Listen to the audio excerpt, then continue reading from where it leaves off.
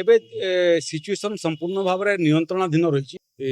ମୋଟାମୋଟି 6ଟା ଜିଲ୍ଲାରେ ବାଲେଶ୍ୱର, ଭଦ୍ରକ, ଢେଙ୍କାନାଳ, ଯାଜପୁର, ମୟୂରଭଞ୍ଜ, ସମ୍ବଲପୁର ଇଏ 6ଟା ଜିଲ୍ଲାରେ 44ଟି ବ୍ଲକ କମ୍ ବେଶୀ କରି ପ୍ରଭାବିତ ହୋଇଛି। 233ଟି ଗ୍ରାମ ପଞ୍ଚାୟତ ପ୍ରଭାବିତ ହୋଇଛି। 748ଟି ଗାଁ ପ୍ରଭାବିତ ହୋଇଛି ଏବଂ ଲୋକ ସଂଖ୍ୟା ଦୃଷ୍ଟିରୁ ମଧ୍ୟ 2 ଲକ୍ଷରୁ ଅଧିକ ଲୋକ ପ୍ରଭାବିତ ହୋଇଛନ୍ତି ଏଇ 6ଟା ଜିଲ୍ଲାରେ।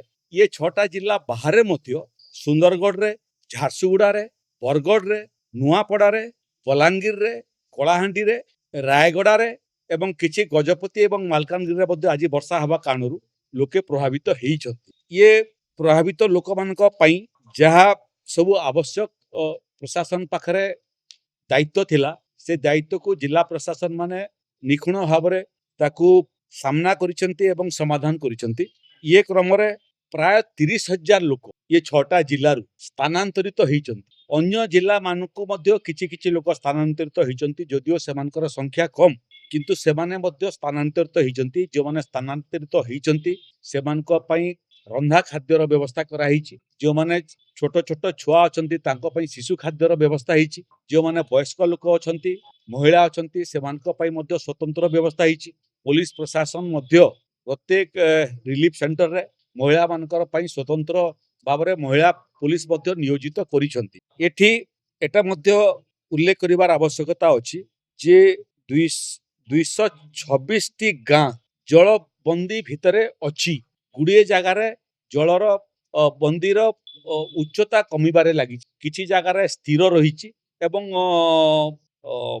समुद्र रे वर्तमान अमावास्या एवं अन्य कारण बहुत समय पानी डिस्चार्ज करवाटा समय सापेक्ष हुए किंतु बालेश्वर जहाँ आम पाखे तथ्य अच्छी सेठी मध्य पानीर स्तर कमिबाटा आरंभ कलानी एवं लोके धीरे धीरे करी रिलीफ सेंटर फेरबाटा मध्य आरंभ कले। स्वास्थ्य विभाग तरफ एभलिया परिस्थिति रे बहुत समय साप आसंती एवं साप कामुड़ारे मध्य लोके क्षतिग्रस्त होइतांती। प्रत्येक जगार साप कामुड़ा औषधर मध्य व्यवस्था कराइछि एवं साप कामुड़ा औषध देवाई इंजेक्शन देवाई मध्य एमबीबीएस डाक्टर आवश्यकता थाए। सबु जगार एमबीबीएस डाक्टर मानकर व्यवस्था होइछि। को जगार एभलिया घटना घटिले तार समाधान मध्य हेई पारिबो। एहार सहित आज महानदीर तलमुंडरे छत्तीसगढ़ साइड रे अंचल रे मध्य वर्षा आरंभ हेलानी एवं आज दिन भर वर्षा आरंभ हबार आवश्यकता आम अनुभव करुचु। से क्रम हीराकुद रे वर्तमान 2टा गेट खोला अछि। 616 फुट जलपतन वर्तमान अच्छी। 620 पर्यंत आमे पानी को रखी पारिबो आगामी जलसेचन पई एवं आवश्यक पड़ले सेठू मध्य पानी छड़ा हबो। एबे किंतु ईब नदी, भेड़न नदी एवं अन्य नदी पई मध्य आपनकर नराज ठारे पानी सेकेंड पिछा छाड़ीबाटा जोटा आरंभ अच्छी 6 लाख क्यूसेक पानी आमे छाड़ुचु। आकु आवश्यक पड़ले एटा 9 लाख पर्यंत मध्य आज संध्या सुधा जाई पारे। 9 लाख पर्यंत पहुंचले मध्य कोनोसी असुविधा नाही। एठी प्रभावित अंचल रो जो माने रिलीफ सेंटर को आसी नहांती सेमानक पई मध्य सुखिला खाद्यर व्यवस्था होइछि। जो जगार लोकंकर रुचि अनुसार जो जगार ड्राय राशन दरकार ड्राय राशन मध्य प्रशासन दउछि। जो जगार चूड़ा गुड़र आवश्यकता अनुभव करछन्ती सेटा मध्य आमे दउछु। गुड़िए घर मध्य एथिरे क्षतिग्रस्त होइछि एवं से सब जगार पर्याप्त परिमाण तारपुलिन आम पाखरे अच्छी तार मध्य आवंटन आरंभ हेलानी। ये क्रम दुखद खबर होउछि जे अग्निशम विभाग जो विभाग प्रकृति रे लोकन को एभलिया परिस्थिति रे उद्धार करिवार काम रे लागिथिला एवं बहुत जिल्ला रे 20 ओड्राफ्ट टीम, एनडीआरएफ टीम एवं अग्निशम विभाग काम करथिले। केन्दुझर रे पानी निष्कासन कला बेले को पंप चलेला बेले को अग्निशम विभाग रे जने कर्मचारी तार लाइफ तार कारण इलेक्ट्रोकेशन होकर मृत्यु होइछि। जिलापाल संगे आमर कथबार्ता होइछि। तुरंत तांकर पोस्टमार्टमटा सारिकरी तांको शीघ्र व्यवस्था करी अनुगुल रे तांकर घर ताकू पठेबा पई तार बाहरे तांको कर्मचारी भावरे सरकारंकर जो प्राप्य पाइबा कथा तो पाइबे। तार बाहरे आउ जहा जहा प्राप्य आईन अनुसार देबार आवश्यक अछि सेटा मध्य एसआरसी को से दायित्व दिया ताकू यथाशीघ्र से क्षतिपूरण परिमाण मध्य तांको परिवार लोकଙ୍କ ପାଖକୁ ପଠେଇବେ। ଏଟା ମୋଟାମୋଟି ଚିତ୍ର ଆଜି ଓଡ଼ିଶାର ଆଉ ମୋର ସାଙ୍ଗରେ ଆଜି ମୁଖ୍ୟ ଶାସନ ସଚିବ ମଧ୍ୟ ଉପସ୍ଥିତ ଅଛନ୍ତି। ଏଠି ଆମର ଇଏ ସମୀକ୍ଷା ବୈଠକ ଚାଲିଲା ବେଳକୁ ମାନ୍ୟବର ମୁଖ୍ୟମନ୍ତ୍ରୀ ମଧ୍ୟ ଦିଲ୍ଲୀରେ ସରକାରୀ କାର୍ଯ୍ୟକ୍ରମରେ ଯାଇଛନ୍ତି ଏବଂ ସେଠୁ ମିଟିଂ ଚାଲିଲା ବେଳକୁ ତାଙ୍କର ମଧ୍ୟ ଫୋନ୍ ଆସିଥିଲା। ସେ ମଧ୍ୟ ସବିଶେଷ ବିବରଣୀ ପ୍ରାପ୍ତ କରିଛନ୍ତି ଏବଂ ଇଏ ପରିସ୍ଥିତିକୁ ସାମ୍ନା କରିବା ପାଇଁ ଆମର ସାଙ୍ଗରେ ନିରନ୍ତର ଭାବରେ ସେ ମଧ୍ୟ ସମ୍ପର୍କରେ ଅଛନ୍ତି। ତାଙ୍କର ମଧ୍ୟ ମାର୍ଗଦର୍ଶିକା ଆମେ ପାଉଛୁ। ଆଜି ଏଇ 6ଟା ବେଳକୁ ପୁଣି ଆଉ ଥରେ ଯେଉଁମାନେ ଆମେ ବସିଥିଲୁ ପୁଣି ଥରେ ଏଠି ବସିକରି ଷ୍ଟକ୍ ଟେକିଂ କରିବୁ। ଆକୁ ଯେଉଁ ବର୍ଷା ବରଗଡ଼ରେ, ବଲାଙ୍ଗୀରରେ, ନବରଙ୍ଗପୁରରେ, ମାଲକାନଗିରିରେ, ରାୟଗଡ଼ାରେ ପ୍ରବଳରୁ ପ୍ରବଳତର ବର୍ଷା ହେବାର ସମ୍ଭାବନା ପୂର୍ବ ଅନୁମାନ କରାଯାଇଛି। ସେ ଜିଲ୍ଲା ମାନଙ୍କୁ ମଧ୍ୟ ଆମେ ହାଇ ଆଲର୍ଟରେ ରଖିଛୁ। ଏପଟେ ଉତ୍ତର ଓଡ଼ିଶାରେ ଜଳ ବୃଷ୍ଟି କମିବ, ଦକ୍ଷିଣର କିଛି ଜାଗାରେ ଅଧିକ ବୃଷ୍ଟି ହେବ, ପଶ୍ଚିମ ଓଡ଼ିଶାରେ ମଧ୍ୟ କିଛି ଜାଗାରେ ବେଶୀ ବୃଷ୍ଟି ହେବାର ସମ୍ଭାବନା ଅଛି। ସାରା ଓଡ଼ିଶାରେ ଯେଉଁ ଜାଗାରେ ବୃଷ୍ଟି ହେଇକରି ଜଳବନ୍ଦୀ ହେଇଛି, ଯେଉଁ ଜାଗାରେ ବୃଷ୍ଟି ହେବା ପାଇଁ ଯାଉଛି, ଯେଉଁ ଜାଗାରେ ନଦୀରେ ପାଣି ଆସିବା ପାଇଁ ଯାଉଛି ଏବଂ ଯେଉଁ ଯେଉଁ ବନ୍ଧରେ ଡ୍ୟାମ୍ରେ ପାଣିର ଉଚ୍ଚତା ଡେଞ୍ଜର ଲେଭେଲ ପାର କଲାଣି, ଏବେ ସ୍ଥିର ଅଛି ଏବଂ ଆମେ ଆଶା କରୁଛୁ ଧୀରେ ଧୀରେ କରି ତାର ଜଳପତନ କମିବ, ସନ୍ଧ୍ୟା ପର୍ଯ୍ୟନ୍ତ କମିଯିବ। ତେଣୁ ବର୍ତ୍ତମାନ ସମ୍ପୂର୍ଣ୍ଣ ନିୟନ୍ତ୍ରଣାଧୀନ ଅଛି। ପ୍ରଶାସନ ଗ୍ରାଉଣ୍ଡ ଜିରୋରେ ଅଛନ୍ତି ଏବଂ ଆପଣମାନଙ୍କୁ ମଧ୍ୟ ଧନ୍ୟବାଦ ଦେବା ପାଇଁ ଚାହିଁବି। 20 ତଥ୍ୟ ବିଭିନ୍ନ ଅଞ୍ଚଳର ଆପଣମାନଙ୍କର ପ୍ରତିନିଧିମାନଙ୍କର ମାଧ୍ୟମରେ ଆମେ ପ୍ରାପ୍ତ କରିଛୁ। ଜିଲ୍ଲା ପ୍ରଶାସନକୁ ମଧ୍ୟ ପରାମର୍ଶ ଦିଆଯାଇଛି। ଜଣେ ଅଧିକାରୀ ସମ୍ପୂର୍ଣ୍ଣ ଭାବରେ ବିଭିନ୍ନ ଗଣମାଧ୍ୟମରେ ଆସୁଥିବା ନ୍ୟୁଜ୍କୁ ମଧ୍ୟ ଦେଖନ୍ତୁ ଏବଂ ଯେଉଁ ଯେଉଁ ଜାଗାରେ ନ୍ୟୁଜ୍ ଆସୁଛି କୌଣସି ଘଟଣା ଅଘଟଣାକୁ ନେଇକରି କିମ୍ବା ଅସୁବିଧାକୁ ନେଇକରି ତୁରନ୍ତ ଏସ୍ଆର୍ସିଙ୍କୁ ତେର ବାବଦରେ ଅବଗତ କରାନ୍ତୁ। ଏସ୍ଆର୍ସି ମଧ୍ୟ ନିରନ୍ତର ଭାବରେ ସମ୍ପର୍କରେ ଅଛନ୍ତି।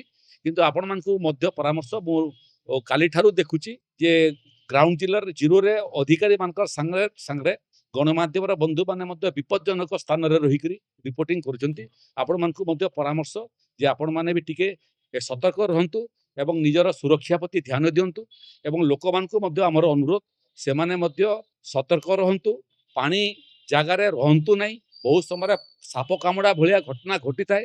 ତେଣୁ ଭଲ ହେବ ଯେ ଜଳବନ୍ଦୀରେ ଥିବା ସମସ୍ତେ ସେମାନେ ଯଦି ରିଲିଫ ସେଣ୍ଟରକୁ ପଳେଇ ଆସିବେ, ତାଙ୍କର ସେବା କରିବା ପାଇଁ ଆମକୁ ସୁଯୋଗ ମଧ୍ୟ ମିଳିବ ଏବଂ ସେମାନେ ମଧ୍ୟ ବେଶୀ ସୁରକ୍ଷିତ ହେଇପାରିବେ। ସେଥିପ୍ରତି ସମସ୍ତେ ଯତ୍ନବାନ ହୁଅନ୍ତୁ। ମହିଳା, ବୟସ୍କ ଏବଂ ଶିଶୁମାନଙ୍କ ପାଇଁ ମଧ୍ୟ ବେଶୀ ଧ୍ୟାନ ଦିଅନ୍ତୁ, ବେଶୀ ଯତ୍ନବାନ ହୁଅନ୍ତୁ।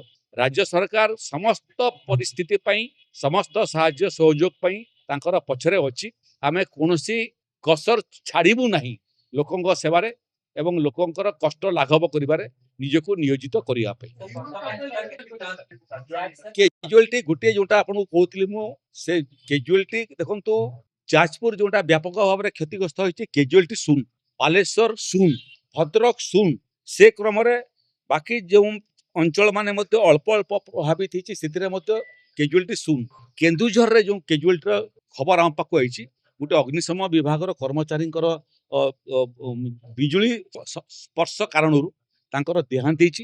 ଜଣେ କାନ୍ଥ ପଡ଼ିବା ଯୋଗୁଁ ଜଣେ ବୟସ୍କ ଲୋକଙ୍କର ମଧ୍ୟ ମୃତ୍ୟୁର ଖବର ଆମ ପାଖରେ ଅଛି।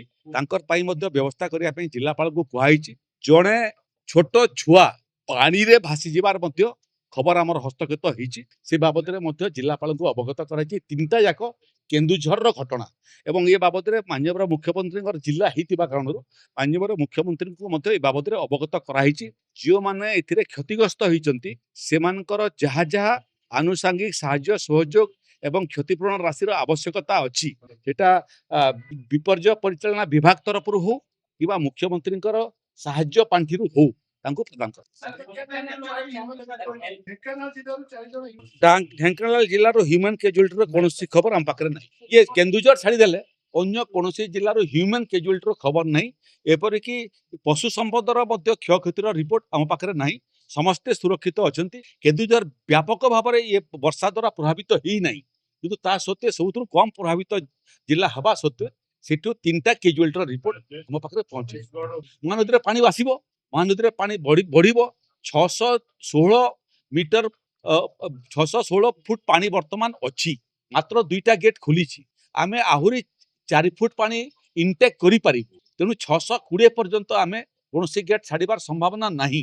କିନ୍ତୁ ଆପଣ ଜାଣିଥାନ୍ତୁ ବିଭିନ୍ନ ନଦୀ ଅଛି ଉପର ମୁଣ୍ଡରେ, ତଳ ମୁଣ୍ଡରେ ନୁହଁ, ଯେଉଁମାନଙ୍କର ପାଣି ଆସିକିରି ମହାନଦୀରେ ମିଶୁଛି ଏବଂ ସେଟା ଆଗକୁ ବଢ଼ିକିରି ନରାଜ ପାଖରେ ଆସିକିରି ପହଞ୍ଚୁଛି, ଯାହାର ଫଳରେ ମାତ୍ର 2ଟା ଗେଟ୍ ଛାଡ଼ିବା ସତ୍ତ୍ୱେ ନରାଜରେ 6,50,000 କ୍ୟୁସେକ୍ ପାଣି ଇନ୍ କରୁଛି।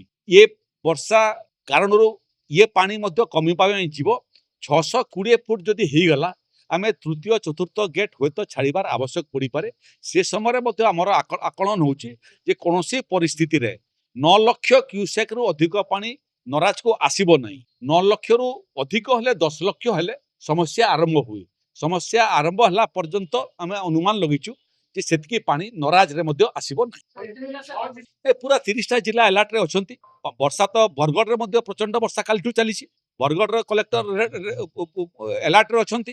ଆପଣଙ୍କର ସମ୍ବଲପୁରରେ ହେଇଛି, ଝାରସୁଗୁଡ଼ାରେ ହେଇଛି, ସୁନ୍ଦରଗଡ଼ ଜିଲ୍ଲାରେ ହେଇଛି, ବଲାଙ୍ଗୀର ଜିଲ୍ଲାର ଗୁଡ଼ିଏ ରାସ୍ତା ମଧ୍ୟ କଟ୍ ଅଫ୍ ହେଇଯାଇଛି, ଗୁଡ଼ିଏ ଗାଁକୁ ମଧ୍ୟ ପାଣି ପଶି ଯାଇଛି। କଳାହାଣ୍ଡିରେ ମଧ୍ୟ ଆଂଶିକ ଭାବରେ ଲୋକ କ୍ଷତିଗ୍ରସ୍ତ ହୋଇଛନ୍ତି।